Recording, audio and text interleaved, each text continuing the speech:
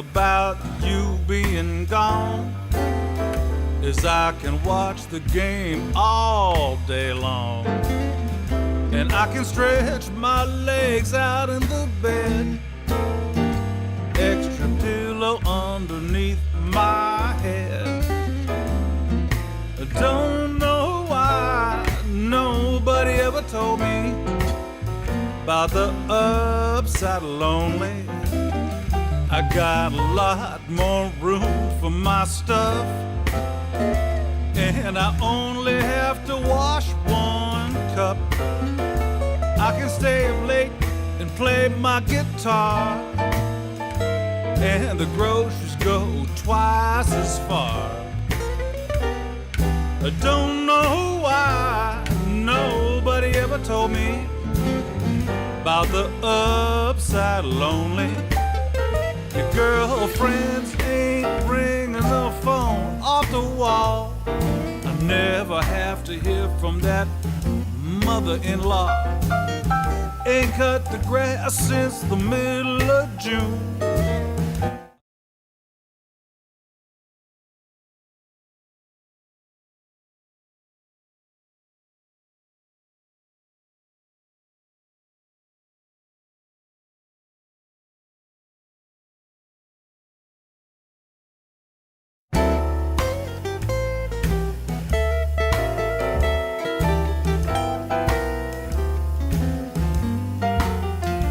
Good thing about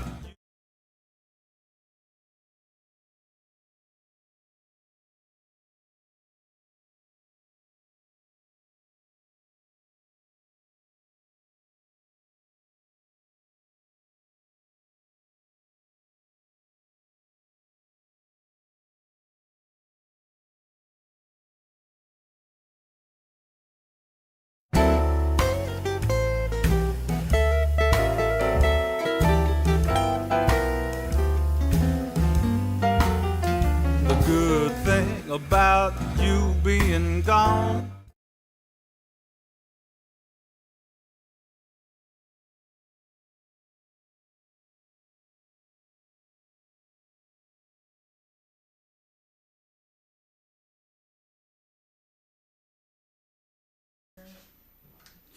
Hey everybody, welcome to our very first Straight Up live on YouTube Wednesday night. Brian Nova, I'm your host, and we want to welcome you to our new season here on YouTube. And all of our friends here that are joining us, so welcome, welcome, welcome. We hope you'll spread the word. First and foremost, we hope you'll help us keep this going by subscribing to us on YouTube. It's just YouTube/Brian Nova. And you can subscribe to our channel. We can keep you on top of what's going on around the Brian Nova YouTube universe. Tonight, we have a very special guest with us, going to join us a little bit. The great Shelly Berg is going to be with us, and we can't wait to get him on the show. And of course, we always have a few extra guests that end up joining us and spending some of their time with us.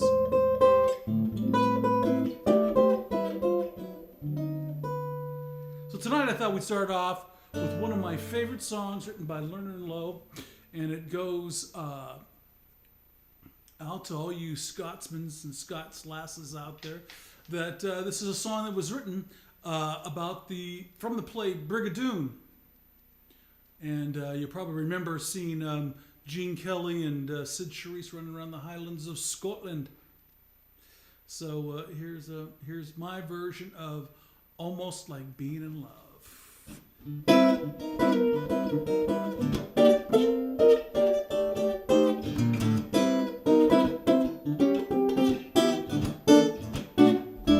What a day this has been. What a rare mood I'm in. Why, it's almost like being in love. There's a smile on my face for the whole human race. Why, it's almost like being in love. 'Cause the music of life seems to be like a bell that is ringing just for me.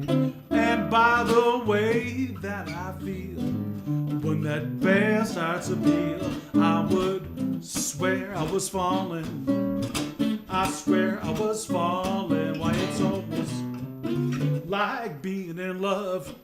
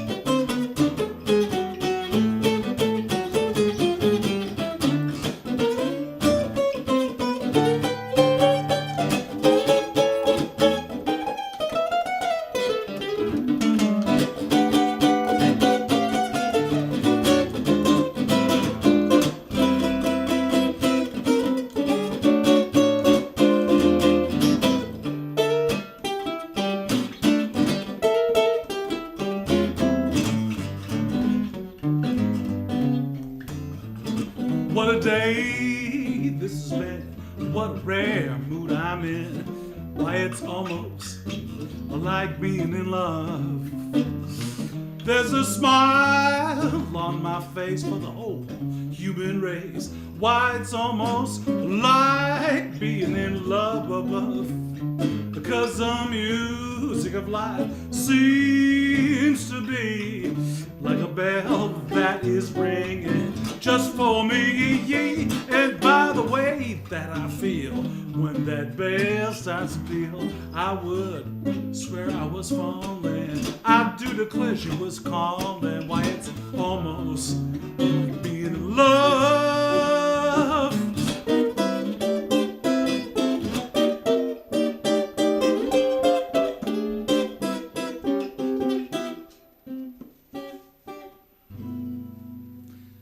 Almost like being in love. Anyway, folks, I hope everybody's doing well. We're having a great day here. As I said, our first night on full-time on YouTube. Make sure you subscribe right here. Also, we have our tip jar here, which is never expected but always appreciated. It's at paypal.me/Brian Nova Music. Help us keep our show running and keep it healthy, wealthy, and wise, as they say. What else we have to talk about? We want to say a big shout out to all our friends out there, starting up in the Northwest with the Churchill Room. Hi to everybody up there in the Churchill Room.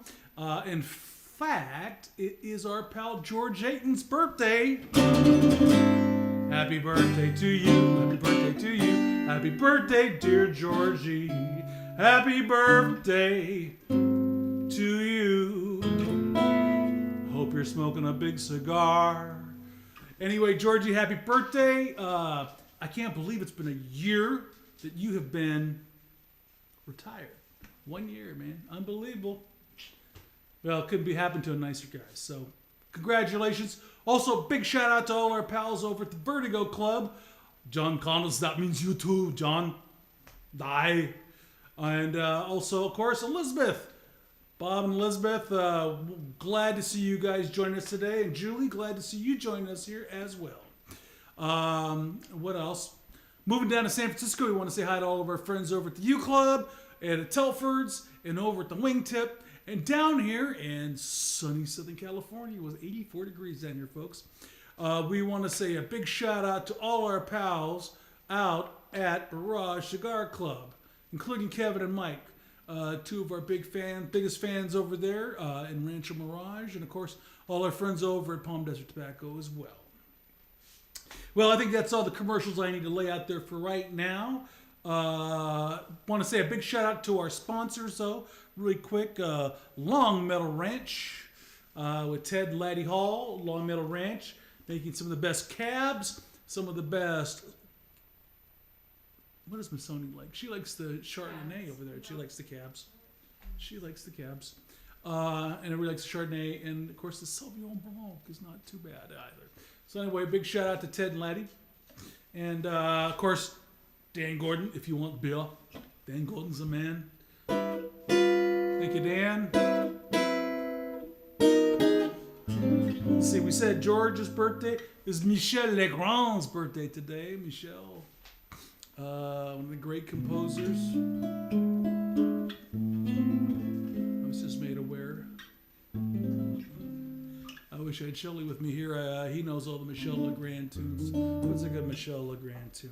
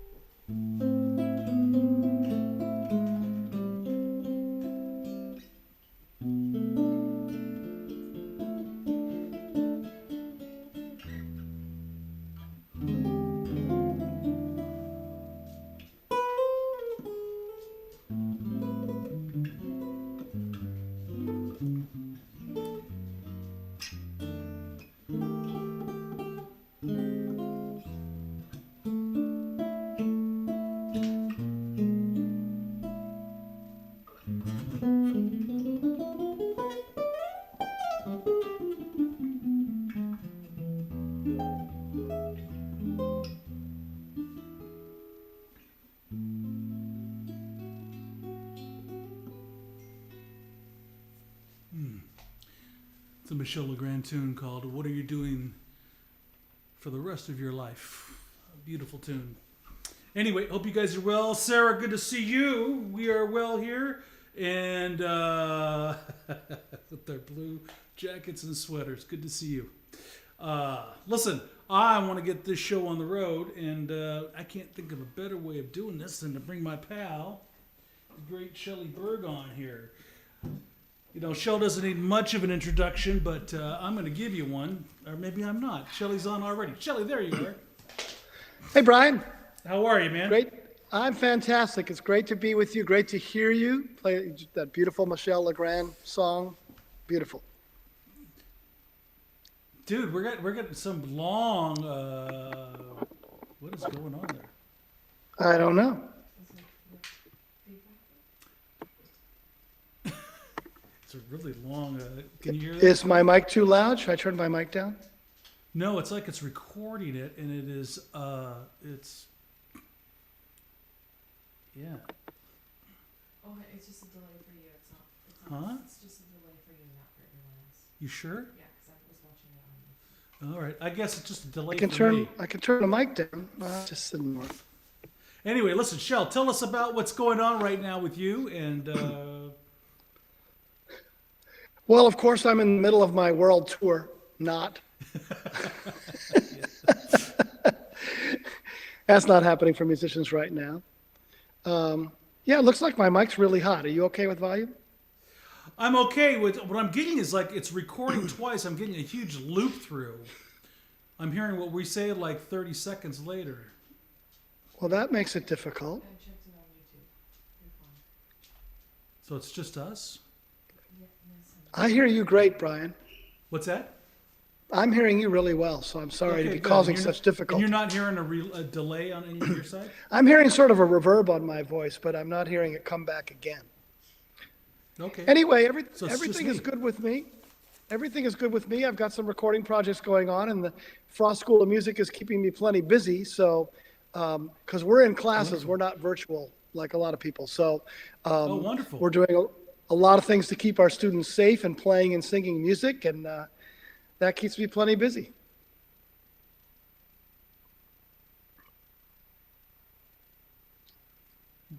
Wow. Sorry. Are you okay? I'm hearing you twice over here. My bad. But everything else sounds like it's doing great. So you guys will be able to do your classes live.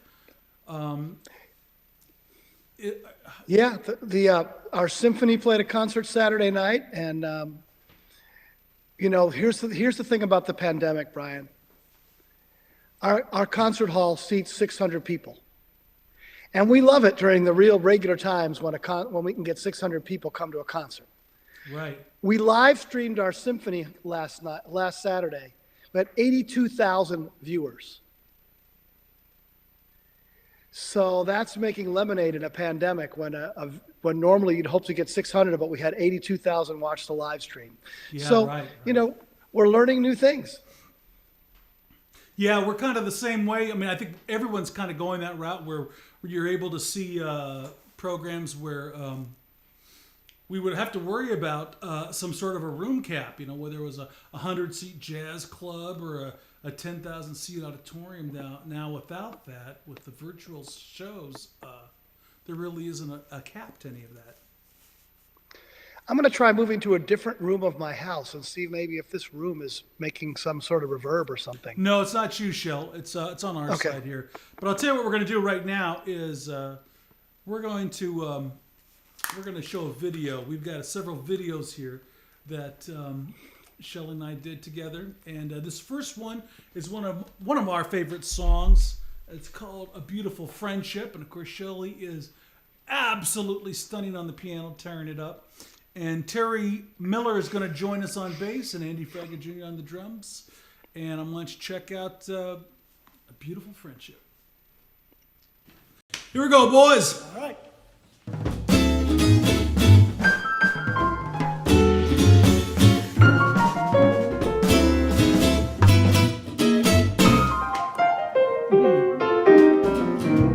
This is the end of a beautiful friendship. It ended a moment ago. Zoo, this is the end of a beautiful friendship. For I know, 'cause your eyes told me so. We were always like sister and brother.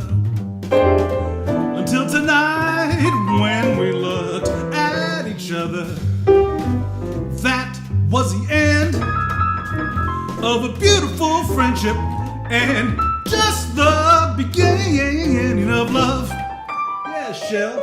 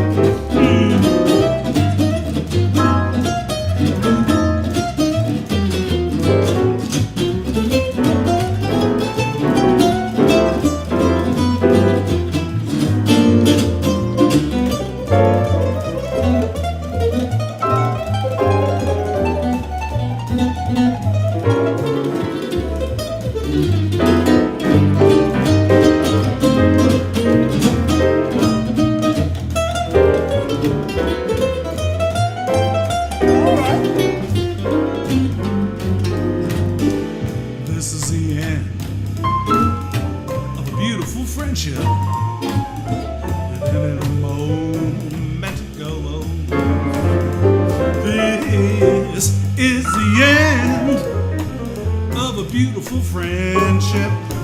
For I know your eyes, they told me so. We were always like sister and brother until we died at each other. That was the end of a beautiful friendship and just the beginning. What was the beginning? Just the beginning of love.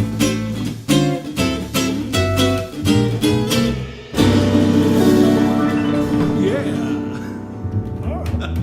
Yeah.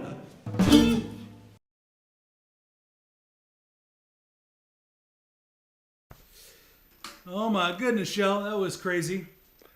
Burning. Burning, Brian. Burning. Hey, listen, tell me a little bit about what you're up to these days. Most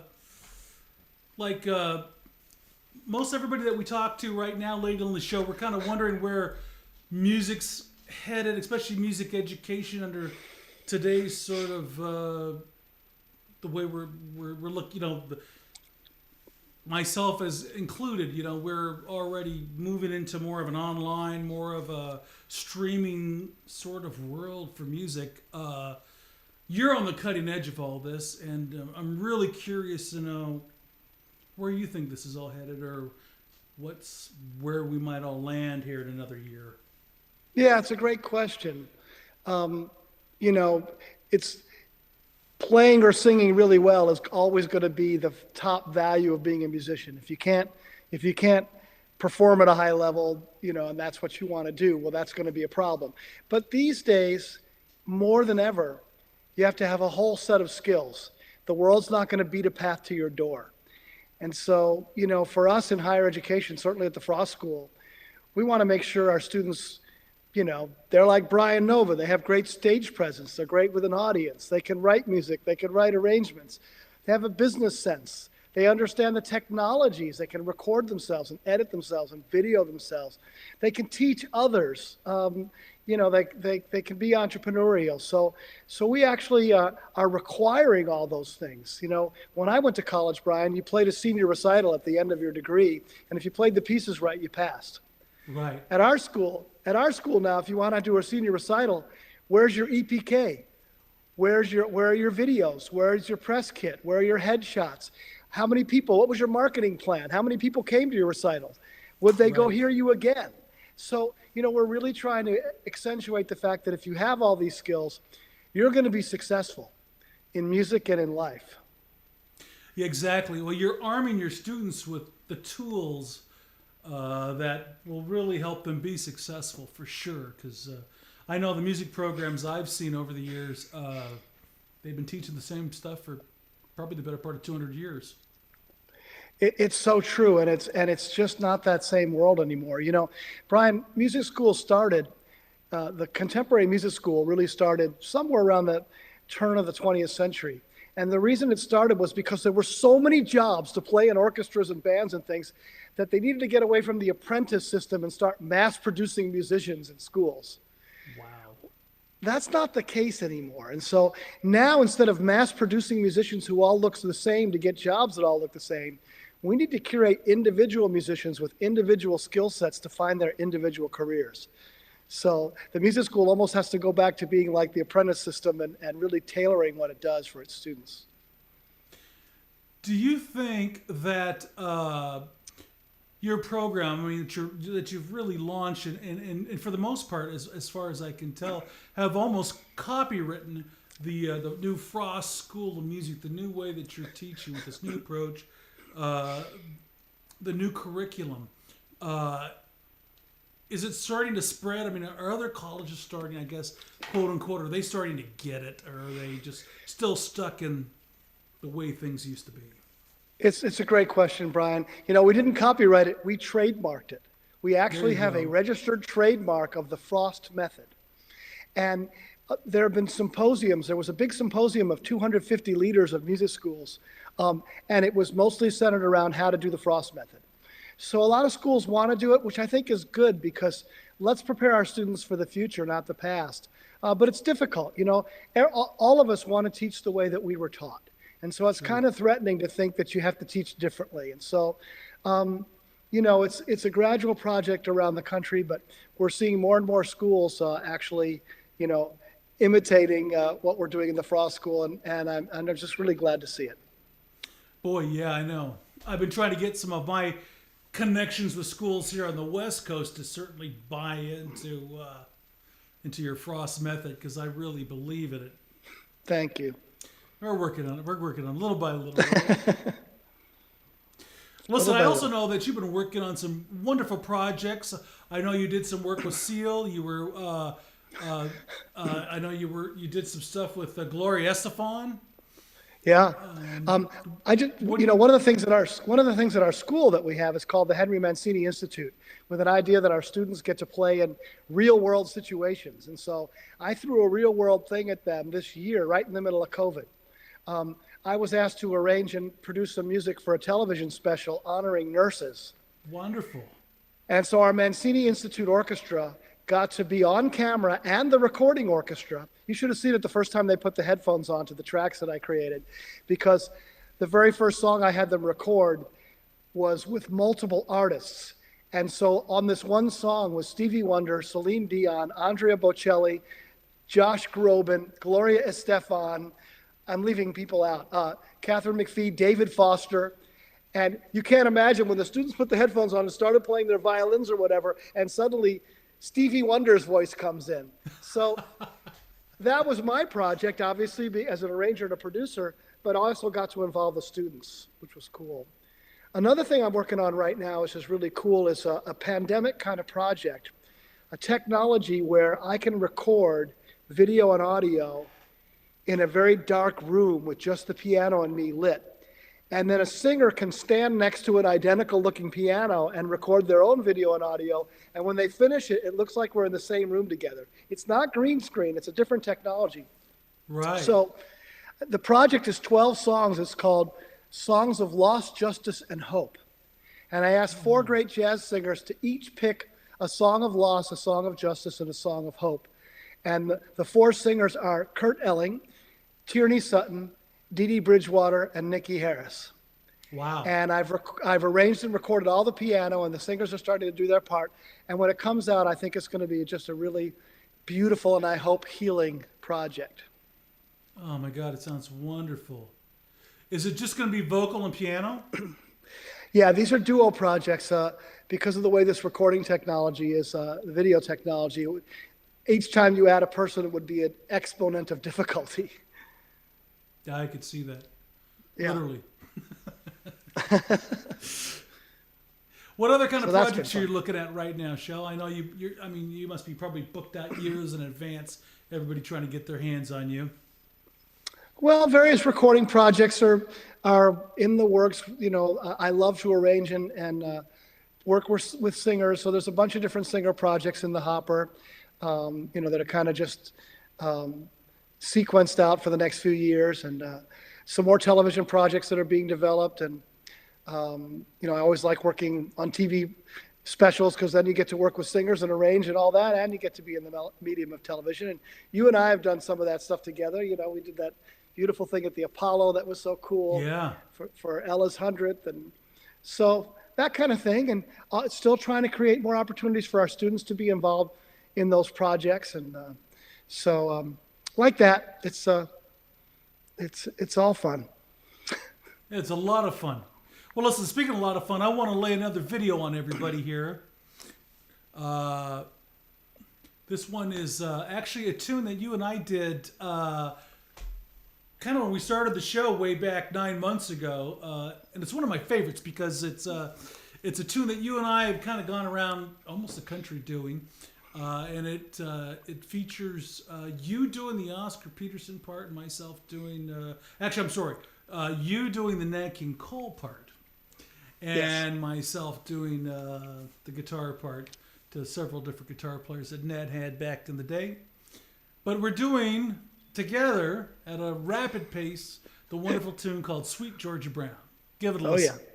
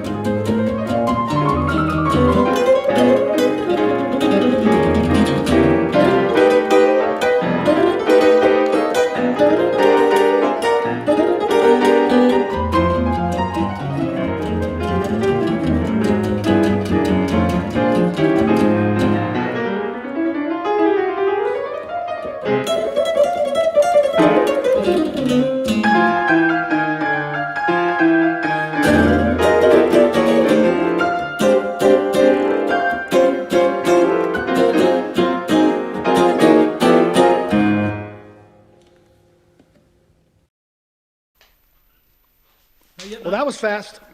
That was. Man, great playing, Brian. That's all right, man. At least we got to catch most of that video. You sounded awesome. Dude, tearing it up, tearing it up. Hey, listen, tell me about kind of where you kind of got your start, Shell. We talked about it before, but I know you kind of started in the Texas area. Is that right? Well, before that, even Cleveland, Ohio, where I was born. And my father was a really good jazz trumpet player and just a great musician in general. He actually played with Charlie Parker. He and Sonny Stitt were lifelong friends. Wow. You know, he had quite a pedigree. And so, you know, he realized early on that I was a potential live-in accompanist. So he started teaching me jazz at about 10 years old. And by the time I was 12, we were going out to jam sessions together. And then we moved to Texas when I was a teenager. And there we hooked up with a legendary Texas tenor player named Arnett Cobb.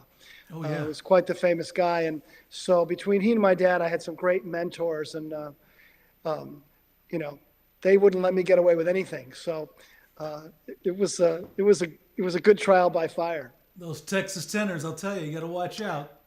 You know, Arnett's cousins, he was cousins with Illinois Jacquet and Lockjaw Davis. Wow. And yeah, he used to say, my cousin, Illinois Jacket. And Arnett had a Sunday night jam session every Sunday that my dad and I used to play. And one week, Lockjaw Davis came in and they played together, which was really cool. But, you know, by the time I'd finished high school, you know, the Count Basie band, the Buddy Rich band, the Woody Herman band, they'd all come through that jam session. I'd gotten to play with all those people in high school. So I learned so much about, you know, listening to all those players and playing with them. So, you know, so that was, I was a professional player by the end of all that. Yeah, no doubt. And had played with some of the great players at the time, of course. Yeah, I'm sure you feel the same way. One of these days, I'm just going to make a database of all the people that I got to play with over the course of my career that were real idols of mine. And just, you look back and you just think, wow, what a blessed life. Well, I do know that you and I sort of come off the same branch of the tree, that's for sure, or the trunk of the tree more than anything. You can hear it in our playing. You can hear it on our approach. It's yeah, and it's simpatico when we play together because of that. Our you know, we hear it, how we hear it. It's through the ears and the eyes and the shoulders of those that went before us. That's exactly. Sure. You know who really had a big influence on my life? I played 20 years with the trombonist Bill Watrous. And, you know, many people consider him perhaps the greatest trombonist ever. And you know what it's like when you play with somebody like that, like you and Joe Pass. I mean, you got to show up for every gig ready because otherwise you're going to get steamrolled. And you never want to be steamrolled by a guy playing an instrument with one moving part. And Bill could just kill you. Yeah. Before every gig, he would say, "Who's good?" Go ahead. I will tell you what I think's even worse, though, and I don't mean to bogart this, but there is nothing worse than playing with your legend who plays the same exact instrument as you. Oh yeah, I never played in a band with Oscar Peterson. Yeah, it'd be like if you're across from Oscar. And guitar is even more intimate, right? So you're just right next to. and they've heard everything you ever played. They've heard everything you've ever done. And it's very easy for them to just look over, Joe, and just look over and go like, what are you doing? What was that? That makes no sense whatsoever. It's terrifying. It's terrifying. I can't top that, thank God. It's terrifying. But I'll tell you, well, sure you can. I mean, the Watrous or the guys that you played with, they can move right around the back of the piano. Well, yeah, some of the head. It teaches you that you belong, because I think most musicians wonder, do I belong? Do I deserve this gig? And after a period of time, you finally say, okay, I must belong because they're hiring me. So then to the extent that you can, you start to relax. Yeah, I think it's essential, because it's that lineage that we all sort of inevitably look at to understand whether, do I belong here? Do I deserve to be here? It always seems like a sense of, because we hear it. I'm sure you've heard it when you were younger. What's so-and-so doing on the stage with so-and-so, And it was always sort of this kind of it was tough. You really had to bring it, otherwise you were in a world of hurt. Yeah, on the gig, it doesn't matter if you're the young person. It doesn't matter where you went to college. It only matters, what you contribute to the bandstand. That's all that matters. Yeah, can you bring it or can't you? Right. So after you left that area, you moved to Texas. Got to meet some of the Texas tenors. Then what? Well, I ended up going to college there, studying classical piano and composition and conducting and all that. Worked my way through college playing in a great band, and that was another education, because we played top 40 country, Latin, salsa, R&B, Tejano music, everything you could think of. And then I taught in Texas for 12 years, and then USC called and asked me to come out and be a professor at the University of Southern California. So then I spent 16 years in LA, and that's where I wrote for television and film and got to really get involved with a lot of jazz people who were living in LA, and sort of that really took my career to a different trajectory. Wow.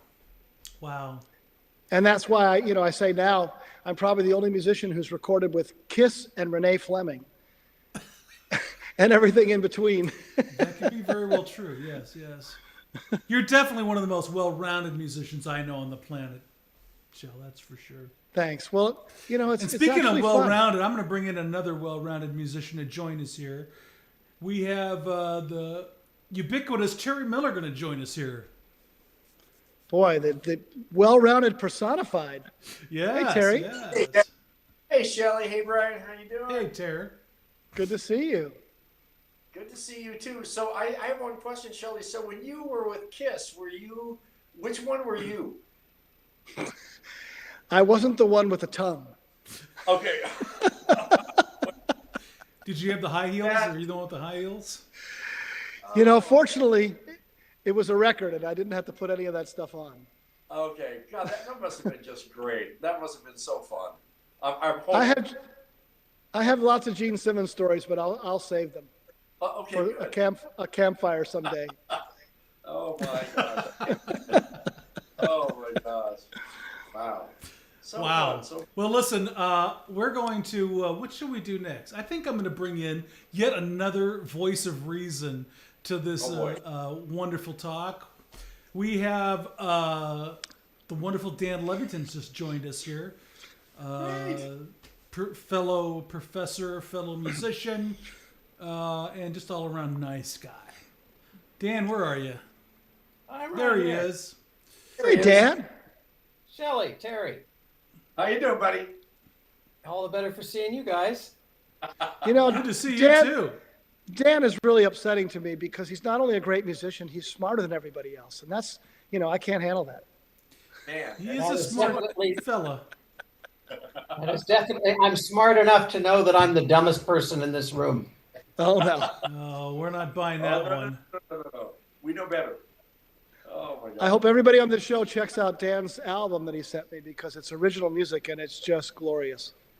Oh man, I want one. Thank you, Shelly. How can I get one, Dan? Well, you have to buy one, Terry. Well, I'll pay double. I'll pay triple. Oh my gosh. Is this on iTunes? Can I download this?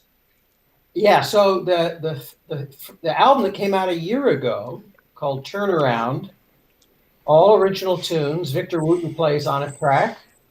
Our friend Eddie Littlefield plays on it. Nice.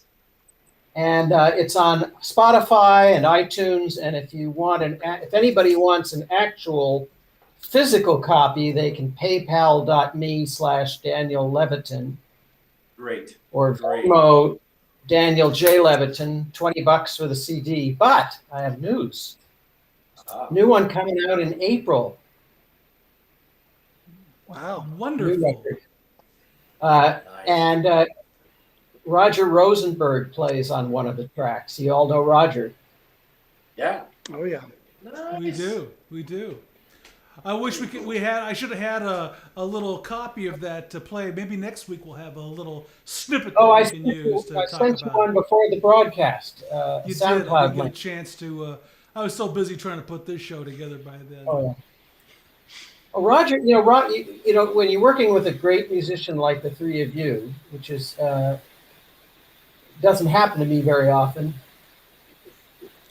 Guys like you and Roger, for those who don't know, Roger Rosenberg used to play, he's a Barry sax player and used to play with Chet Baker, toured with him, toured with Kenton, and has been in Steely Dan for the last 20 years. And he walked into the studio, and as we were running down the tune, he just played along. He didn't have any music, he'd never heard it before, and the first take was a keeper. Wow. Wow. Wow. That sounds like Shelly Berg. Sounds like Shelly Berg to me. Sounds like Brian Nova, Terry Miller, and Shelly Berg to me. Very generous. I can tell you one time we were, I forget where we were. Shelly and I were doing a recording at a mutual friend's studio, and we were trying to figure out the tune, and nobody had a chart to it. And so Shelly pulls out his credit card and a pencil and a piece of paper. Yep. And he says, let it roll, the tape rolls, and he just charts out the tune, writes the chords, all the bass lines that should be underneath it, crossed out, moved across. Not one eraser mark anywhere, the entire tune, all 40 some. I've seen that. I've seen Shelly do that myself, was and like- it's amazing. The credit card comes out, and it's amazing. And if I was on a software program like Tonali or Sibelius, it'd probably take me an hour setting up the template and doing all this stuff, and I just realized, maybe there's something to this writing it out myself thing. Shelly, I don't know if you remember, but the first time you and I met and played together was 15 or 20 years ago at a party that Mike Gazaniga was throwing in Santa Barbara. I remember that very well in Santa Barbara, extremely well. It was all part of a music in the brain thing. I was part of I had music and you had music and the brain. You had it all covered. And we got to play a tune together. It was really great fun.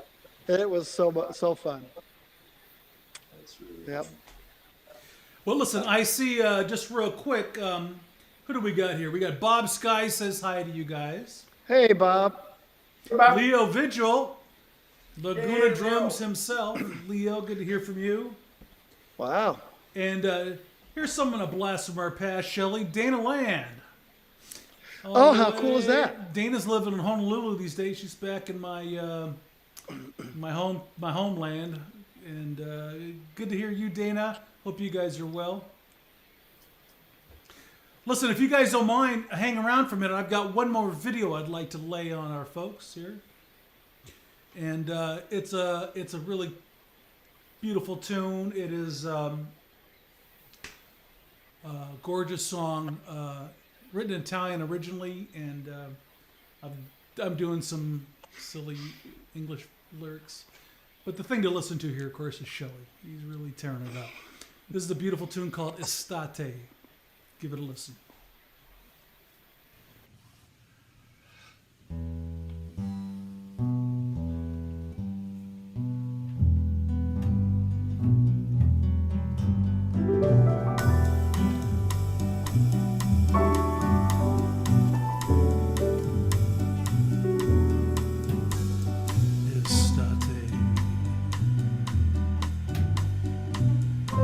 Bathe me in the glow of your caresses.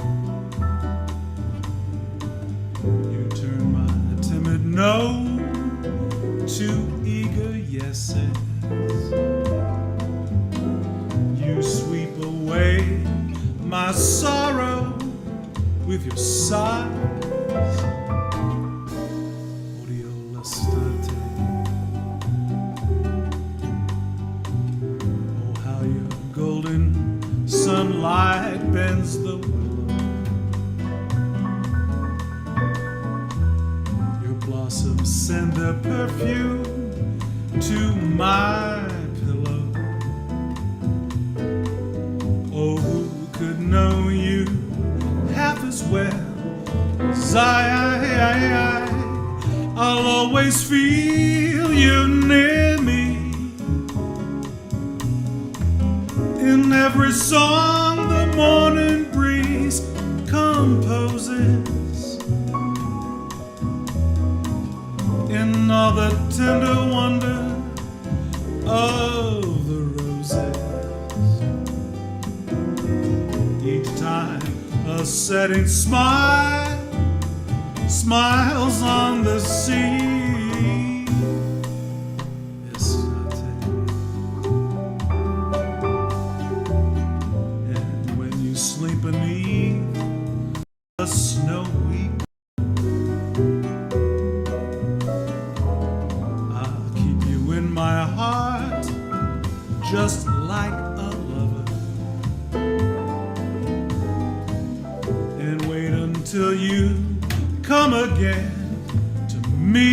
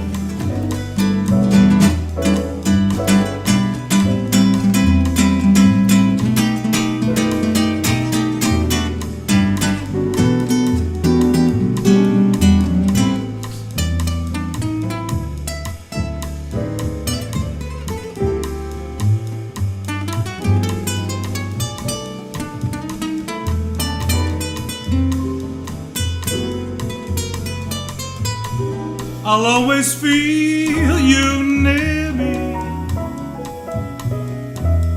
In every song the morning breeze composes,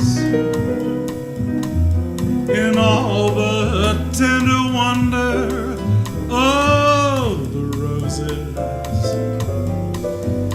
Each time a setting sun smiles on the sea. Estate. And when you sleep beneath a snowy cover, I'll keep you in my heart just like a lover.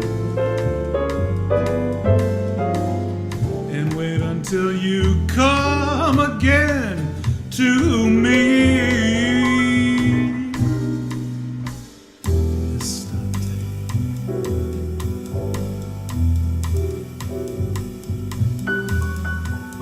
Ooh, estate.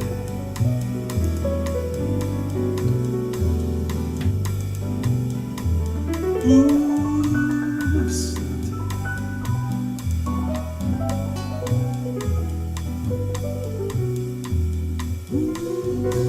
estate.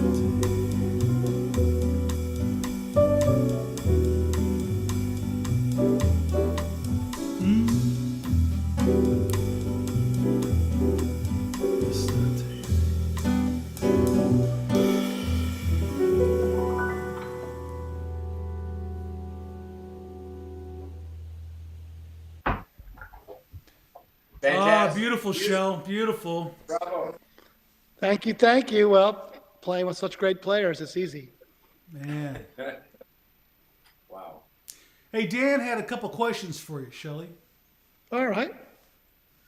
You know, I'm sure that I'm expressing something that everybody on this video meeting feels, which is that you consistently manage to play just what I want to hear, even when I don't know ahead of time what that is. And one of my favorite pianists is George Shearing, and I wonder the extent to which his style and his harmonization influenced your own playing, if at all. A great deal, actually, Dan. I mentioned my father was a jazz musician. He had a lot of records, and he had a lot of pianist records. So he played me, you know, a whole cross section of pianists, and I always had an affinity for Shearing. I was very intrigued by the block chord style. I was intrigued by his beautiful sound and facility, and how incredibly harmonically inventive he was. And he also had a great energy and a sort of an undertone of joy in his playing. And all those things imprinted on me. And one of the best compliments I got was from his widow, Ellie, after we did a George Shearing tribute when he was, you know, near the end. And she said that I was, you know, reminiscent of him, even in the way that I tapped my foot. And so it's been a huge influence for me. And I guess the thing I would say about George, like Teddy Wilson, there's an elegance about him that I could never have. Just I can't imagine a more elegant pianist. And he had a great sense of humor. So all of that was in his music. And in terms of how you were influenced by him, did you ever try to reverse engineer what he was doing and learn his stuff note for note? I did. Of course, I did that with a lot of pianists. And I always joke there was a time when I was in high school that our piano was upstairs, believe it or not, and the record player was downstairs. And, you know, you'd try to find that little groove on the record, and you'd run upstairs to see if you got, no, that's not it. You'd run back down. I always say, you know, you may think I developed a great ear doing that, but I really developed great legs. Yeah.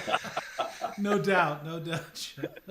And if I haven't exhausted your generosity with picking this apart, how would you compare for those of us who are not pianists, the block chord style of Shearing and the style of Bill Evans? You know, that's a really great question. They're not dissimilar. Shearing really came from the swing era and made that sort of transition from swing to bebop.